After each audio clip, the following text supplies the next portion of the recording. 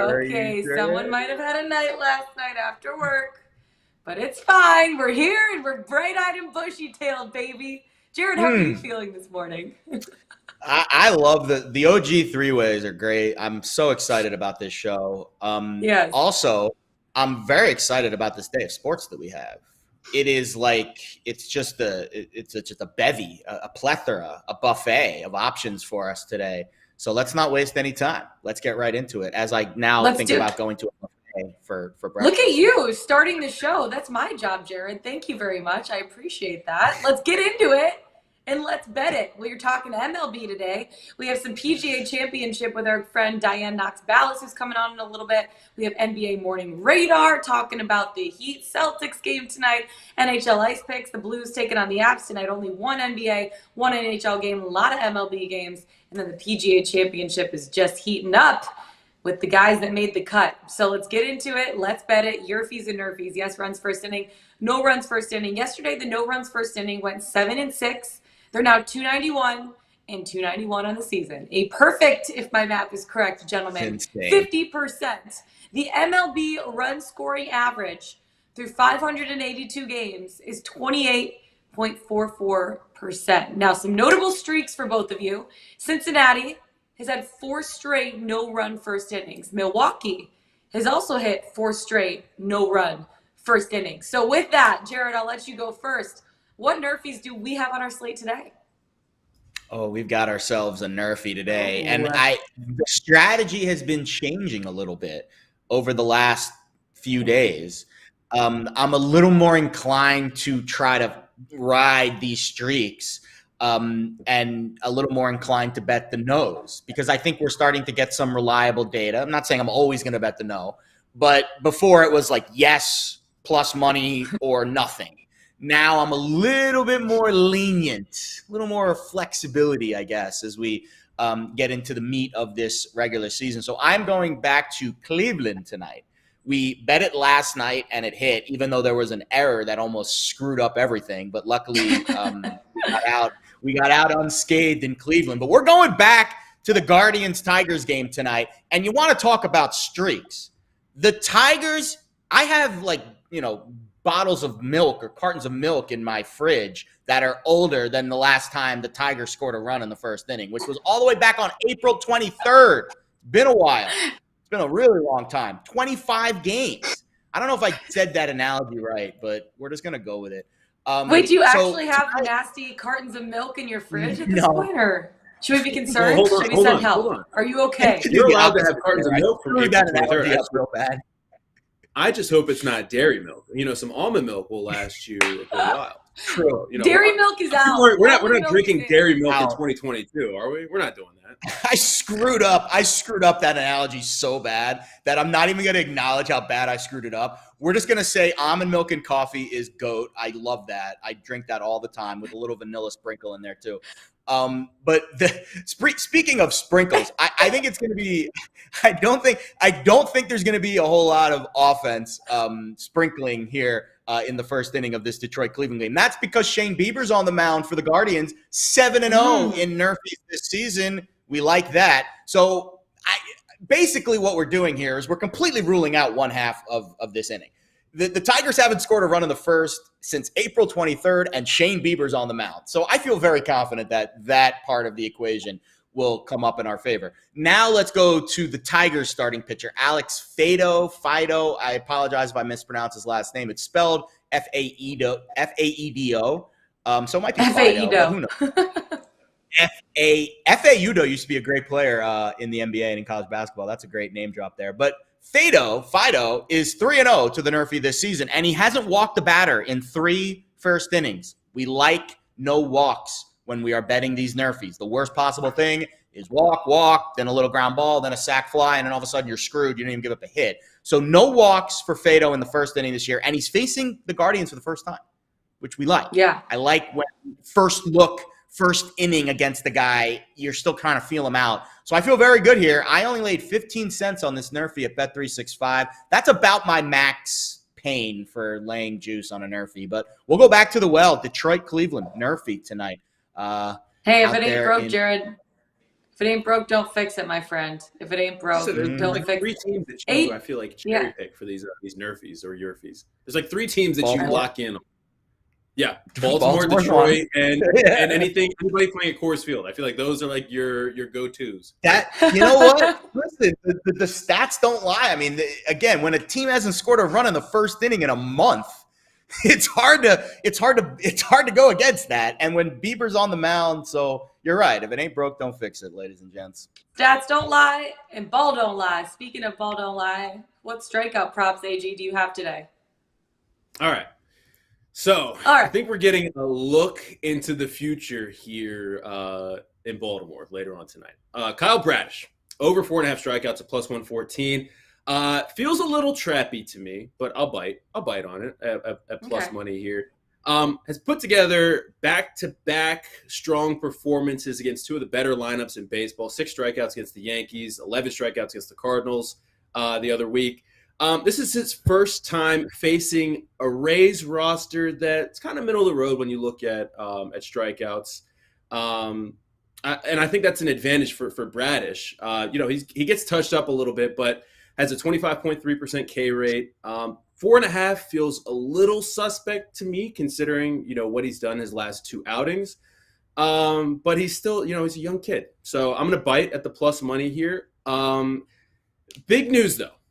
In Camden Yards, I think the energy is going to be high. The vibes are going to be high because I said it's going to be a look into the future. Obviously, people are excited about Bradish, but we're also getting the MLB debut of 2019 number 1 overall pick, Adley Rutschman. Got called up today, making his debut. So Rutschman's going to be catching today, Bradish. So I think it's going to be interesting. So I'll bite on the 4.5 strikeouts at plus money. And if I'm going to watch an O's game, which, I mean, they're rare. Are you going to be there? Are you going? No. I'm not going to be there. I have to isolate for the next couple of days. So what do you make of the wall out there and left? I'll be honest. It looks like it's trash now. It's trash. I agree. I mean, it takes away so much from the ballpark. Camden Yards is like this pristine monument to baseball, and I don't like it. I'm not a fan. Yeah, no, the new wall's definitely trash, and it obviously was supposed to make it a little difficult for hitters to get out of the park. But Aaron Judge obviously had no problem with that last week. Aaron Judge, and I think he has some comments to say about the wall. But I'm looking at Bradish at 4.5 strikeouts. I think he can get us 5 there, and I like the value at plus 114. So that's probably one of my favorite plays on the board today, to be honest with you. Mm-hmm. I like a good plus money K prop. Always a fan of that. Speaking of plus money K props, well, yours isn't quite a plus money K prop, Jared. You have a little juicy K prop, but tell us more. Yeah, what's your favorite juice? Grapefruit? Grape? Straight up grape? I do love. Nothing is better than waking up and having a good fresh squeezed orange juice. It doesn't happen often. When it does. Hold on. What brand of orange juice? This makes a difference. Yeah, great question. No, it's fresh squeezed. Like literally freshly squeezed. Oh, literally fresh squeezed. Okay. Yeah. So that means you like the pulp, because if you're freshly squeezing it, then love there's the going to be a pulp. little. Give me all the pulp. Yeah, there's extra pulp. Look, LJ likes the extra pulp. Well, I'll be honest. This is an extra pulp juice bet here. But I'm a glutton for punishment with Jose Quintana. I am just not sold that this guy is a good pitcher. But they are pricing him continuously like he is a good pitcher. We lost on this prop last week, and you know what? Again, glutton for punishment. We're going right back to the well with Quintana under 4.5 Ks. He's projected for 2.7, so either Fangraphs is off or this number is off. I'm hoping that this number is off. The reason that I really like him today, again, it's the opponent. He's facing the Cardinals, who have the lowest strikeout rate in baseball over the last week at under 16%, and third lowest against lefties all season at just 18.5%. Now, again, I told you Quintana's gone over this number in 3 of the last 4 starts. That's why I think we're continuing to get a 4.5 and not 3.5, which is where I would price Quintana for most starts. He's got the lowest K per 9 of his career, and he's got terrible numbers against the Cardinals. 337 batting average against the FIP over 6 and a K rate of under 20% in 107 plate appearances. That is a pretty big sample size in this day and age of Major League Baseball. So I'll take a chance. I'll go Quintana under 4.5 Ks. Again, it's juicy, but I feel confident we're going to hit one of these Quintana bets eventually.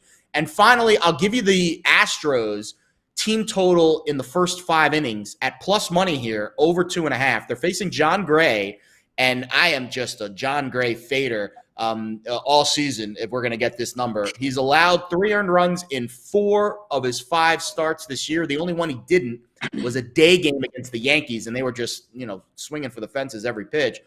He's facing this Astros lineup that is leading the majors in WRC plus over the last 2 weeks, 3rd overall this season. We've talked about Houston. They started slow. They're playing better of late.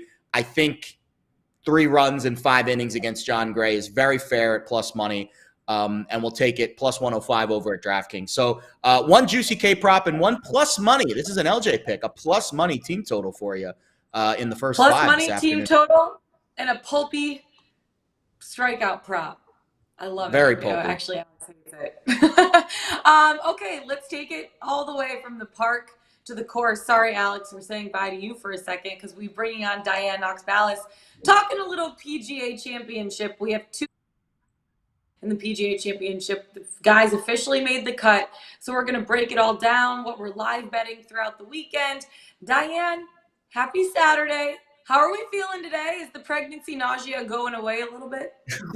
Yeah. Yes, little by little, day by day. I feel like I'm getting bigger and bigger every day as well. But that's If you need a break, call timeout. There's no timeouts in golf, but we'll let you call timeout if you need a breather. No, I'm good. The best thing you can have is food, and it's amazing that eating when you're pregnant is like a game changer. Eating everything. I love that. Hey, Amazing. I'm not pregnant, and I love eating in general, so I can only imagine. So good. Unbelievable. Diane, you look this weekend. Obviously, we've seen 2 days now at the PGA Championship. At this point of the tournament, who do you think looks the best out there and can win the whole thing this weekend? Well, Jared was just talking about this pitcher who I don't know who he is, but I can relate because it's like Will Zalatoris. We keep thinking that his time is coming. And honestly, this week could be it. I was so heavy on Will last week for the Byron Nelson because it was in his hometown. He'd played the course hundreds of times and he loved it and he missed the cut. But he even alluded to it yesterday in his post-round interview after the PGA, saying that, that sparked something in him. That's the most disappointing thing that can happen, to miss the cut in your hometown event. So we've always talked about the putter has been his nemesis, and he really worked on that. We knew that he'd been working on that prior, and I mean, he gained over 2.5 strokes on the field on the greens in round 2, which is just amazing. So whatever was going on, he still has that little jiggle when it comes to the short putts. However, they're going in, and he's in a fantastic position. He looks pretty unflappable right now, but he does have some chasing pack behind him. Major chasing pack behind him. Pun intended, of course. Major championship. So I guess the first place I want to start is who I think has been the most impressive golfer so far, and that's Justin Thomas. And I feel like it's a broken record to what we saw at the Masters. The third round really was the struggle for him.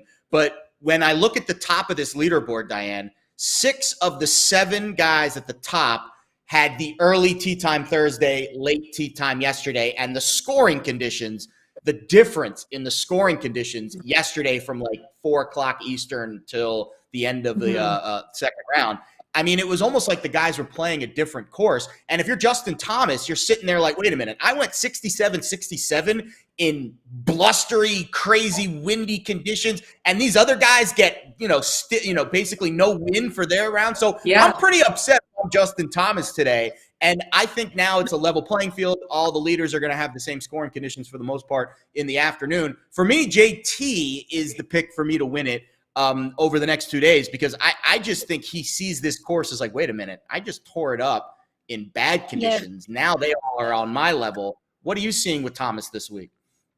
Well, considering I had a brother who had the late, early tee time, missed the cut, and he texted me yesterday saying the weather screwed me. And Like it really, I saw a thing on TV this morning about the shot differential between early, late and late, early tee times. But you're right, Justin Thomas, it was so impressive. I felt like this was coming at the start of the week in his press conferences when he talked openly about the fact that he has won one major before, that was the PGA. And to get that second major, he's found it so difficult. And it's hard to win on the PGA Tour week after week, but the majors, we know it. Everything elevates. Everyone steps up a gear.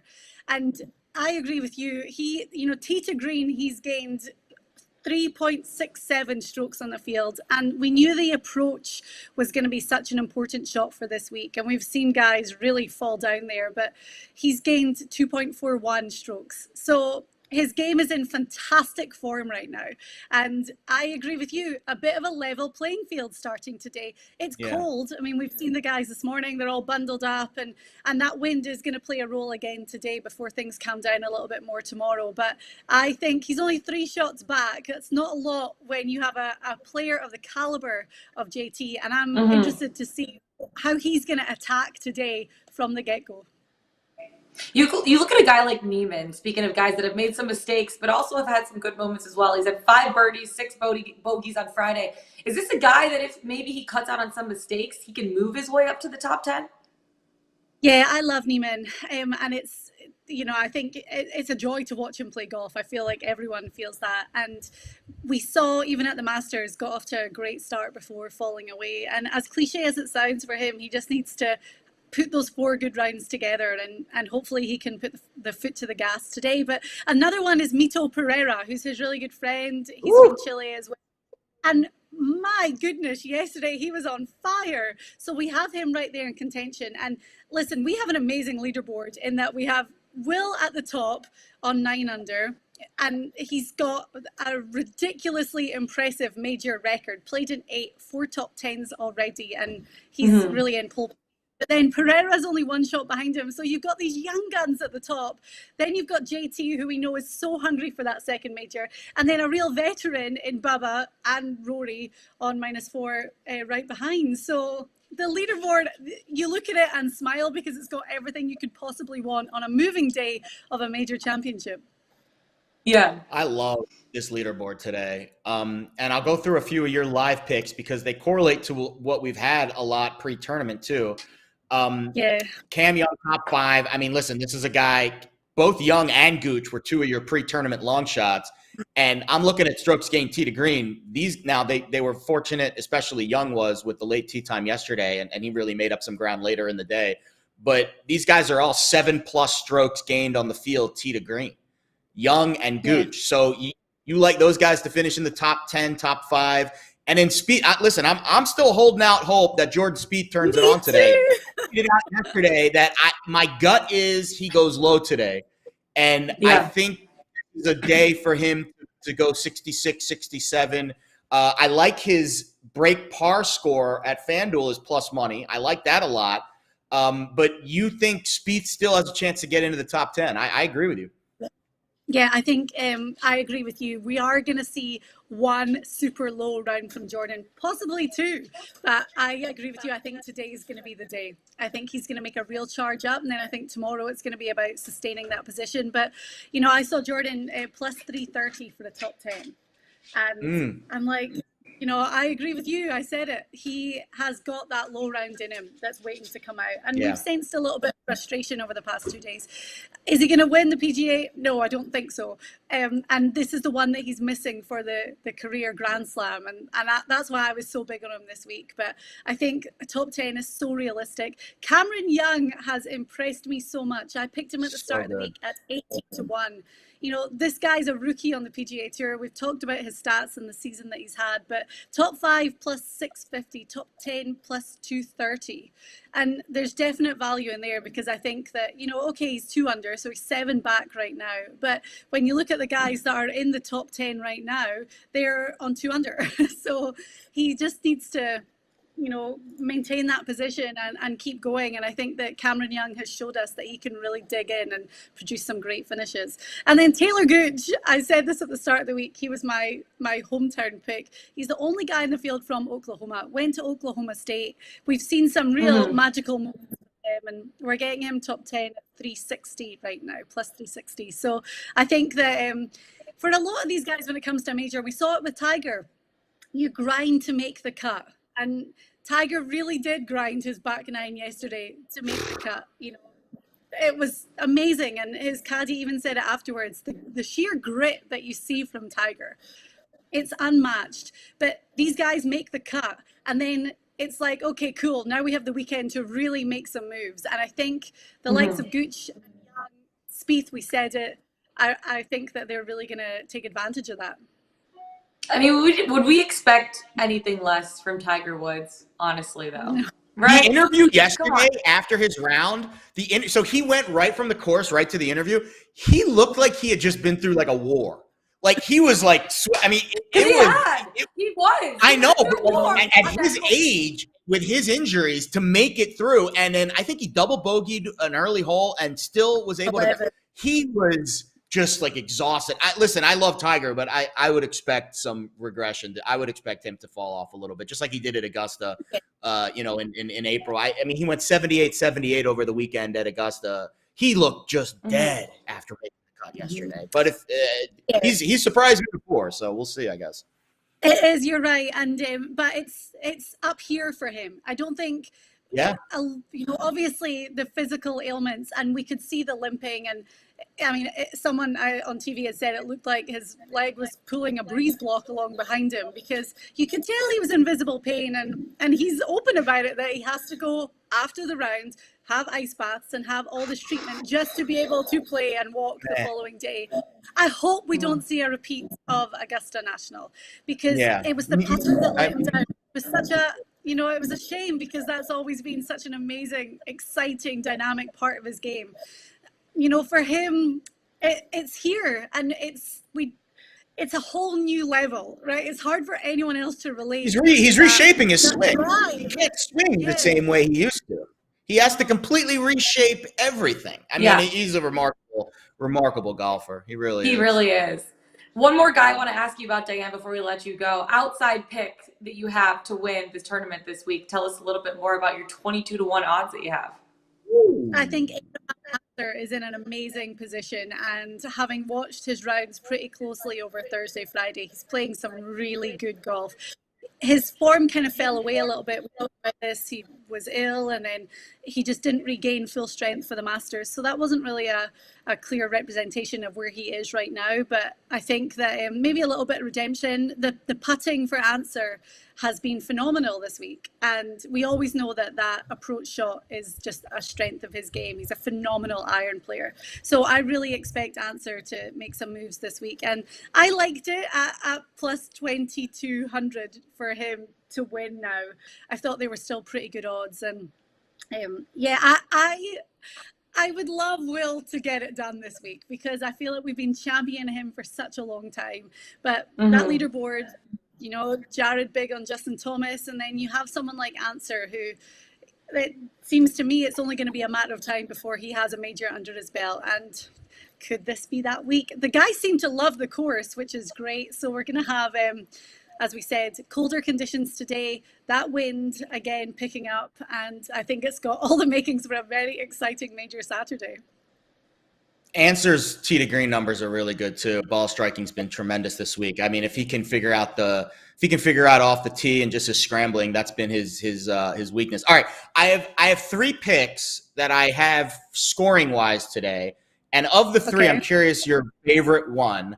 I think I already know what the answer is based off of our previous discussions, but I think I'm going to give them to you anyways, and you can pick. So all 3 are scoring bets. So you're not worried about what the other guys do. It's just your scoring round. Justin Thomas, 70 or better, which means par or better. So he can finish even par, and this bet wins. Jordan Spieth, even 70 or better. That's plus 116. This one you might really like, and I think this might be the winner. Shane Lowry, 71 or better. That's minus 118 at FanDuel. Lowry's got the second lowest third-round scoring average on tour this season, and I think the weather today, cold, windy, blustery, that reminds you of a familiar home, right, Diane? And with JT and Steve, I mean, these guys have to make up ground, especially Jordan. And with JT back a couple of strokes, I feel like them breaking par are solid scores. Of those three, which one do you like the best? I am all in on Jordan. I do think that it's going to be, I think that he's going to have a brilliant day today. He has to, right? If he's going to move up, he has to have a great day today. And he knows that better than anyone. So what was it? What did you say the odds were for 70 or better? Plus 116. It's a really good price. Love that. Yeah, that's the Yeah. winner. I love it. I agree. Diane, thank you so much. Yeah, that might be the play of the day, Jared. That might be your play of the day. Diane, thank you so much. Have a great weekend. Best of luck watching these next 2 days, and best of luck with your bets. I'm rooting for Zalatoris. I'm rooting for Speed. We'll see what happens. Good. Let's go. Great. Thank you, guys. All right. Again for Alex AG. We're bringing him back in to hoop on the court a little bit. We have the Eastern Conference Finals Game 3 starting today. It comes back to Boston. The Heat taking on the Celtics, series tied at 1 at this point. Okay, before we get into this game, how the heck, Alex, I'll start with you. Did the Dallas Mavericks blow a 19-point lead yesterday? How did that happen? Well, did they blow it, or did the Warriors just happen? Did Steph Curry, Jordan Poole, did the Warriors just happen? I don't know. Like, they just have a tendency to do that. Like, I feel like in today's NBA, like a 20-point lead is really not that much when you think about how this game is played today, right? It could be cut to 11 in 3 possessions, right? Like that, a 20-point lead is nothing, especially when you're facing a team like the Warriors. I mean, I think from the beginning of this series, I don't know if Lauren, you were on, but I think Jared, it was me, you, and Scal. We were talking about this. This is going to be the strategy for the Warriors is like let Luka do his thing, just don't let the role just shut down everyone else. Right, just shut down the role players. Spencer Dinwiddie was okay. Jalen Brunson obviously had a pretty big game. Luka can go for 40. You just can't have 2 other guys go for 20 plus, 25 plus, right?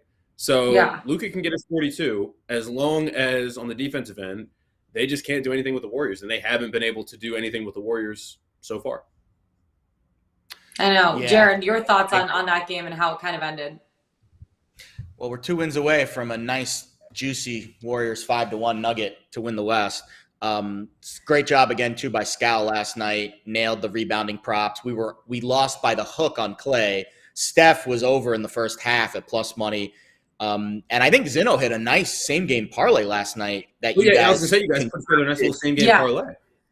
Yeah, you guys concocted up a Scal, Zeno, LJ. Plus 615, baby. Witch's brew stew in there with the same-game parlay. So, again, Scal and JVT and the NBA analysts we keep bringing on this show continue to do a great job. Shout out to them. I have nothing to add from Alex's analysis because he's right. A 20-point lead against the Warriors is meaningless these days. You need like a 40-point lead really to feel safe. And I think Golden State's at that point. Yeah, that's not even safe. Golden State's going to the finals, and I think they deserve. Right? Like we're all in agreement. Golden State's been the best team in the Western Conference playoffs, top to bottom, nose to toes. Yeah. I think they deserve to be in the finals. Luka's been the best player, but I think the Warriors have been the best team in the West. So I think justice will be served if they get those next 2 wins and get themselves into the finals. The crazy thing about basketball, it's not a solo Alex sport. Is giving me the I'm thinking about that. Hold on. I'm thinking about that. Go ahead. Best team? Like, here's the thing. In the West. Like, In the West. In the West. They didn't have a great series against the Grizzlies, right? Like, the Grizzlies. Yeah. Hold on. The Grizzlies are the second best team, I think, in the West this year. Hold on. They finished second best. Let's start from the beginning. Because they beat the Nuggets. The Nuggets, weren't at full strength. They just had the MVP of the league. They got that. The MVP of the league. They got that. But again, basketball is a team sport, right? Not a solo sport. As crazy as it sounds, I don't think the Nuggets I don't think the Warriors have looked great outside of like maybe 3 or 4 games this postseason. So who's the best team in the Western Conference? Is it Dallas? Well, that's the thing. I think that's my only argument would be for the Mavericks because I think that once they made the adjustment and they just started shooting threes, like they started putting up 30, 40, 50 threes a game, I think that's when they started to look like, the real deal after whatever game that was against Utah. So I think that the Mavs have probably looked like the best team top to bottom. to me. Brunson and Dinwiddie have been really solid. At their peak, at the best, nobody touched the Warriors. Curry, Poole, Thompson, Doncic, Brunson, Dinwiddie. Before the playoffs started, you take the Golden State guys easily, but you can make more of an argument for the Mavericks 3 now than you could before the postseason started. Absolutely, because here's the thing. Klay's had one good game, I think, in the whole postseason. Game 6. Klay's had one good game. He has not looked. He hasn't looked great. I mean, he's had moments, but he hasn't looked like the Klay Thompson that we're used to seeing. That we all know. I mean, yeah, exactly. Which means that he's going to go for good argument plus. To have. Yeah, I like it. Chat. Let's get the chat involved. What does the chat think? He thinks Dallas is taking it to 7. I don't know if I agree with him, but you think the series goes 7? 7? No, the series is done. The series is done. It's done. Okay, the series that we're going to see a gentleman's sweep. Yeah. Okay, gentleman's sweep. I can see that happening. Okay, let's take it to the Celtics Heat because the series is going back to Boston. I like the Celtics laying the 6.5 points in this spot. You might be like, whew, that's a big number. Here's why. The Heat looked fatigued, or the Heat took advantage of a fatigued Celtics team that were shorthanded in Game 1. Game 2, the Celtics dominated. You look at the 4 quarters or the 8 quarters of play that they played so far, the Heat have only won 1 quarter. It was that 3rd quarter in Game 1. And if the Celtics just had a decent quarter in that game, I think that they would come away with the win in that one. Game 2, they took 43s. They made 20 of them, 50% from beyond the arc. Miami's offense at this point is Jimmy Butler and nobody else. He didn't get any support from his teammates. They're missing Lowry and his toughness and his playmaking ability. Bam didn't do much. The Heat need him to step up. And they didn't lose much in the regular season, but when they did, it was against the league's best defensive teams. Well, guess who's one of the league's best defensive teams? The Boston Celtics. And they continue to play elite on defense, and we saw that in Game 2. Game 1 was tough with the injuries. Horford and Smart showed why they are number one, like part of the number 1 defense in the league in Game 2. And I just think with the 7-man rotation that the Celtics have and their defensive mindset that they have, those guys, Smart and Horford, are extremely important to their rotation. But Game 2, they took care of the ball. They distributed the ball well. They're back at home now. They have great shooting numbers. The spread seems a lot, but I love that it is under the key number of 7, which is the most common margin of victory in the NBA over the last 10 years. So I play this game up to the Celtics laying 7, but I do like them laying 6.5 back at home. I think we're going to see much of the same of what we saw in Game 2 and in Game 3 on home court. AG, do you agree with this? I don't mind the side. I like it for one of the reasons, one of my plays, actually, because it kind of plays into my Marcus Tell me Smart more, baby. Prop. My Marcus Smart 3 prop.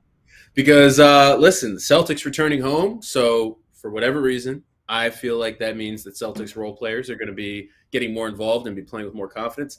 But I'm looking at Marcus Smart. He has not been great from 3 lately, right? Over 2.5 threes, it's plus 112. I really like this price for him because, the shots haven't been falling, but the volume is there. I mean, he went, I believe, 5 for 12 the last game, but before that, shooting has not been great here. But he's put up 6 or more 3-point attempts in all but 1 home game this postseason. So I'm really looking at Marcus Smart here to knock down at least 3 threes today. Because one thing about him, he's not scared to pull it. And then you talked about Jimmy Butler and kind of how it's been Jimmy Butler or bust for the Heat.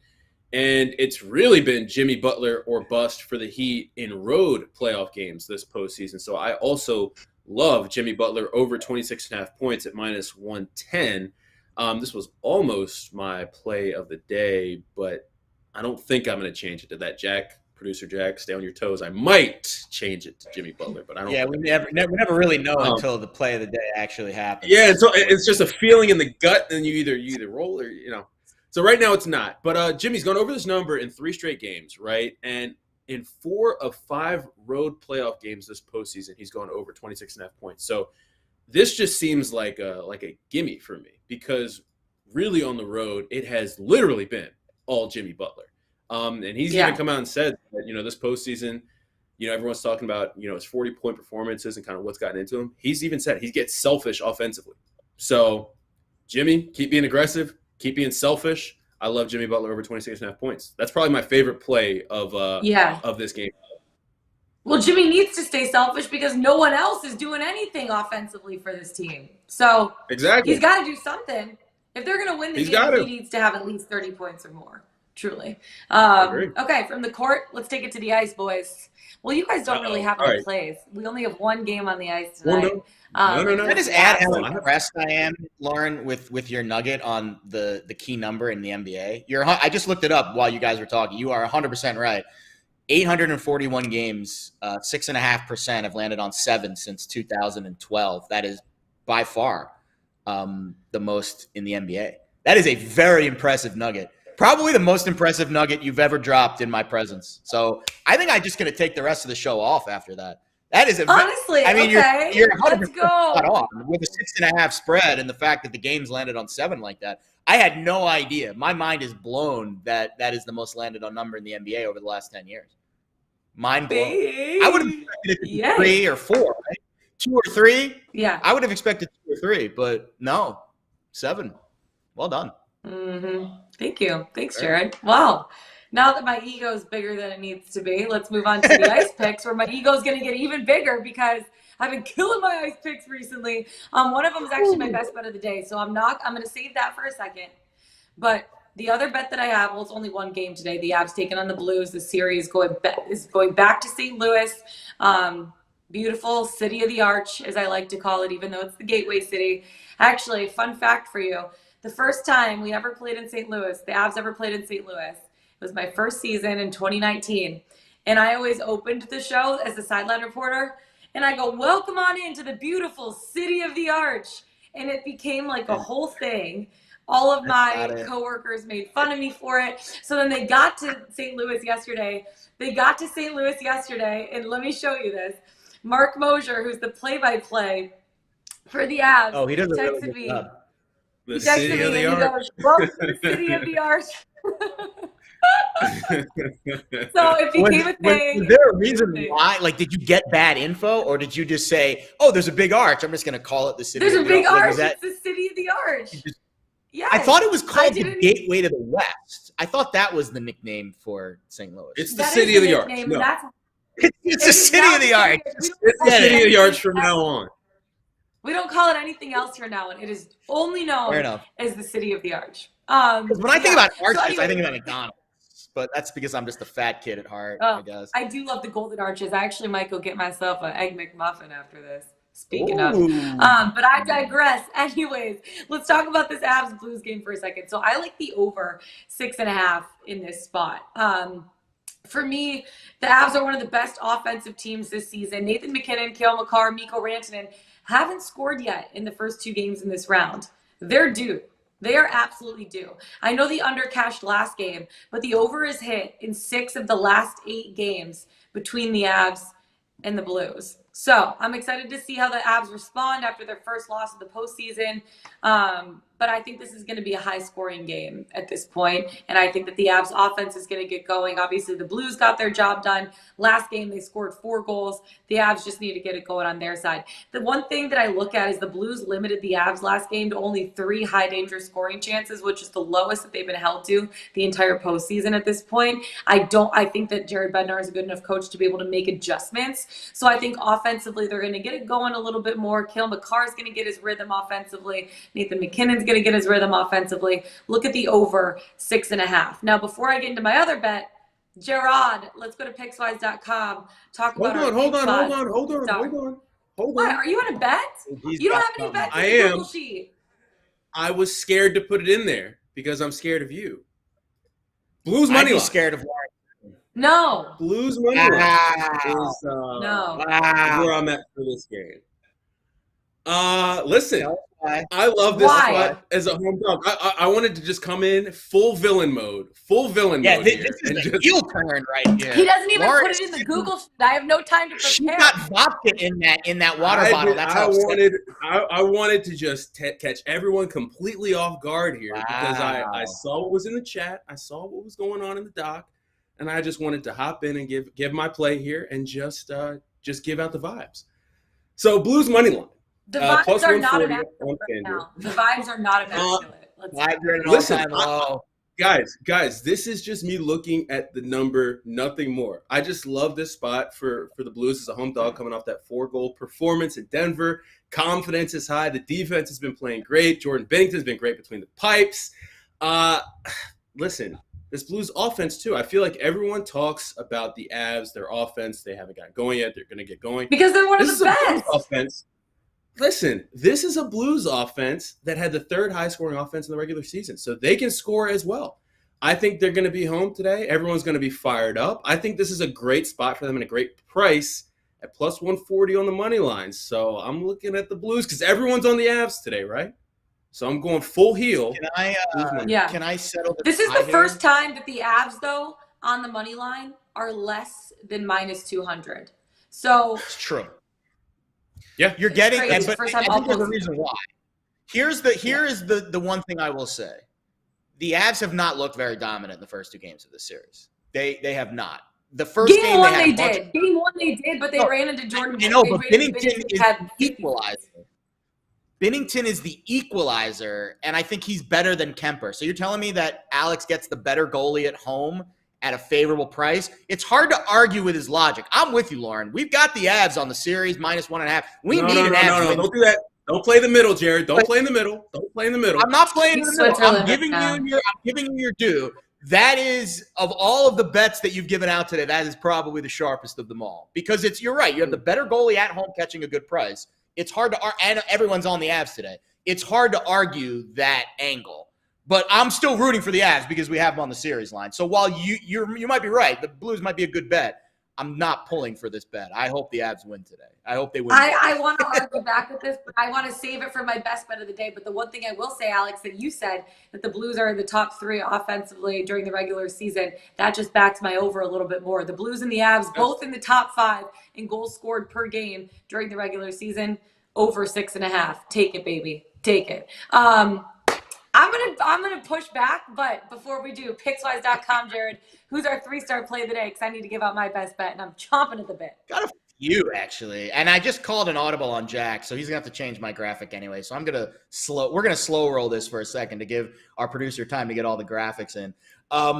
Boston and Miami. Listen, this is basically an LBI tail session here on Pickswise.com today. Philip Tomich has a Boston Celtics play, and Christopher Moraes has a play on the Flames Oilers, which is tomorrow. But if you want to bet it tonight, I thought you were getting ready to send me for the Blues. You have to play on the Blues. I thought that's what you were about to say. No. Only that is an Alex Glaze contrarian special right there. Okay, time for my pushback. Yeah, my best bet today Let's go. is the Avs 3-way money line at minus 105. It's a little too juicy still for me to be laying 60 cents or whatever it is on the Avs money line. You're getting a good price with the Blues money line. This was that 4-1 win in Game 2 was the Blues' first win against the Avs in their last 9 postseason meetings against each other. The Avs are going to wake up after this loss. They had a 5-0 record in the postseason before Thursday. Binnington is the difference for the Blues, but Colorado is 5-1 in their last 6 games following a home loss of 3 goals or more. I think they're going to respond with a big game. The Avs have also taken 5 of the last 7 games against St. Louis in St. Louis. The under cash last game, I like the over, like I was saying in this spot, but I'm excited to see how the Avs are going to respond after their first loss of the postseason. You look at their home record. They only lost 9 games, the Avs did, at home all season long. 5 in regulation, 4 in overtime. I don't think this is a team that loses many games. They haven't made it past the second round since 2004. They lost the last 3 years, 2 of them in Game 7s, 1 of them in Game 6s. They are extremely motivated and extremely hungry to get past this round, and I think that the way to make the statement here in Game 3 is going on the road and getting the win in St. Louis. This is also the first game, like as I was saying, where the Avs aren't the betting favorite of minus 200 or more. So I honestly think this is a good spot to bet the Avs on the regular money line too, if you don't think this game is going to end in regulation, because you're not paying as much to be able to do it. Like I was saying about Nathan MacKinnon, he hasn't scored yet in round 2. He had 11 shots through 2 games. They just weren't necessarily high danger scoring chances. I think this is a team is really good at getting their high danger scoring chances going. I think his line's going to get going. McCarr, McKinnon, Rantanen, they're going to all really push it. And then you look at their power play numbers. They're capitalizing on, I think it's like 34% of their man advantage. So draw penalties, get it going on the man advantage, and that top line needs to get rolling. They need to get some bodies in front of Binnington, but I think they're going to make the adjustments tonight on the road to be able to do that because they know how to win. Take away Binnington's eyes. Find the open spaces. Attack down low. Take away his eyes. That sounds... Yeah, like here's the thing. This is what the Blues did well. You need to give out the speech pregame. You need to be in the dressing room. Here's what the Blues... Great moments are born from great opportunity. That's what we have here tonight, boys. Okay, That's what we earned here tonight. One shot. Here's what the Blues did well. They held the Avs, like I was saying, to 3 high danger scoring chances. They controlled the middle, they defended well, and they outmuscled the Avs down low. The Avalanche are not going to let that happen tonight. Mark my words right now. That's all I got to say. Did you give out the record of the Avs off a loss this year? Did you give that out? No, I didn't. Well, 17 no, and 9. I gave out 5-1 in their last 9. 6 following a home loss of 3 goals or more. That is a very specific statistic that also is relevant. Overall this year, they're 17 and 9. That also is relevant. Very relevant. This is very specific. Like feeling. Record after a home loss when they've given up 3 or more goals and Darcy Kemper had fajitas for dinner and Nathan McKinnon is drinking 2 green Powerades before the game, then they're 5-1. I have a feeling there's going to be some chirping in the group chat later. What is your play of the day? I'm sorry. I'm torn here because I have the Avs on the series, but Alex made some really compelling cases for why I should bet the Blues tonight. And to be fair, I could still hit both because the Avs could still lose tonight and then win the next 3 and win the series 4-2. But that's neither here nor there. Yeah. I apologize for the golf people because I was going to make Spieth the play of the day, and I will tweet out my golf bets very shortly after the show because Spieth does tee off in an hour, and I want to get all these in. But I just found another nugget in this Tigers-Guardians game that I just cannot pass up for play of the day. How about this? It has been 230 days since the Tigers last scored a first-inning run on the road. That is wild. That is wild. And I know there was an offseason there in between. I get it. But it's been a while. I don't have any cartons of milk that are 230 days old in my fridge, I promise you. So we will indeed go with the Tigers, Guardians, NRFI tonight at -115 over at Bet365. I just gave you how long it's been since Detroit scored a first-inning run. I don't think it's going to happen tonight against Shane Bieber, who is not allowed to run in the first inning all season. On the other side, Alex Fado, 3-0 to the NRFI. He has not walked a batter in the first inning, a 100 batting average against in the first inning, and he is facing Cleveland for the first time. A lot of firsts with this bet, but we're hoping a run in the first isn't one of them. That is our play of the day, Detroit-Cleveland, NRFI at -1. It's been 10,000 years since the Tigers scored a run in the first inning. Alex, what's your play of the day? Oh my gosh! All right, my play of the day. Even though Don't I even feel say like it's the Blues money line. Don't even. I say feel like I want to just go like full on like Oberyn versus the Mountain and make my play of the day Blues just so we can get a little thing going here. No. Listen, it's a big day in Baltimore today, right? I think if there are any Orioles fans out there, you're going to get a glimpse into the future today. We got 2019 #1 overall pick. Adley Rutschman getting called up, making his MLB debut tonight. He is going to be catching Kyle Bradish, and I'm looking at Bradish over 4.5 strikeouts at +114. He's put together back-to-back great performances against some of the better lineups in baseball. 6 strikeouts against the Yankees, 11 strikeouts against the Cardinals. This is the first time that anyone on this Rays roster is going to be seeing Bradish, so I think that's a big advantage for him. He gets touched up a little bit, but also has a 25.3% K rate. So that number 4.5 feels a little bit suspect to me, but I'm going to bite, and I'm going to take it at plus money. And this is me going for my 4th straight play of the day. Yeah, so you're I'm taking right it now. all. This is very Quick serious. fortitude, This is very serious. I love it. If I wasn't on a streak, I think I would have flipped to Blues just to go head-to-head with Lauren. But I think just to turn the knife a little bit, just to like. I think chirping in the I don't group know chat if we've is gonna ever had dueling pods on the show. I don't know if that might be like a first for LBI. We've never had opposite pods. I think it's kind of counterintuitive, but hey, first time for everything, I guess, right? I think it is too. Why But not? When this isn't a squad ride show. Like you got to go with what's in here. No, I what's agree. in here, It's right? not a squad ride show. This is not a Yeah. Okay. Jackson, all right, that's fair, Jack. You would know, even though I do keep the records pretty meticulously. I did not. Oh, Michigan, Ohio State. Yeah, we definitely did for Michigan, Ohio Oh, State. that's right, the Michigan Ohio State Because game. I was ready to hit the range, in like 10 minutes. Guess who won that one? Yeah, Guess you who were won that not one? about the Buckeyes that day. Oh, that was a rough day Guess for who the won? Buckeyes. Guess who won that one?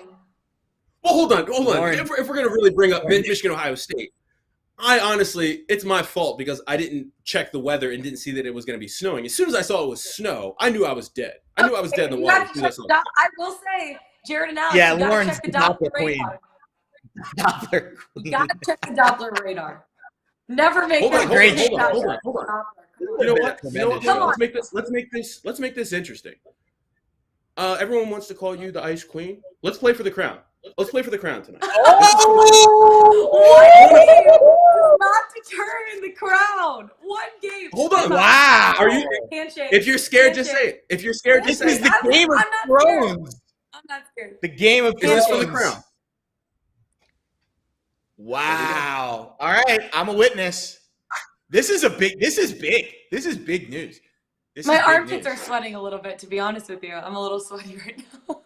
Lauren was going to take a my nap after throne. the show. She's not. She's too wired now. I'm She's ready gonna be to up the whole claim night. my spot on the rightful throne as the Ice King. I'm Wow, ready to the claim Ice King You is won going Ben for the does not make throne. you I'm win ready any to time. claim I the believe throne. I have. I believe I'm ready I to have. claim the I throne today after the Blues handle business. I can't wait. Wow. This is the main.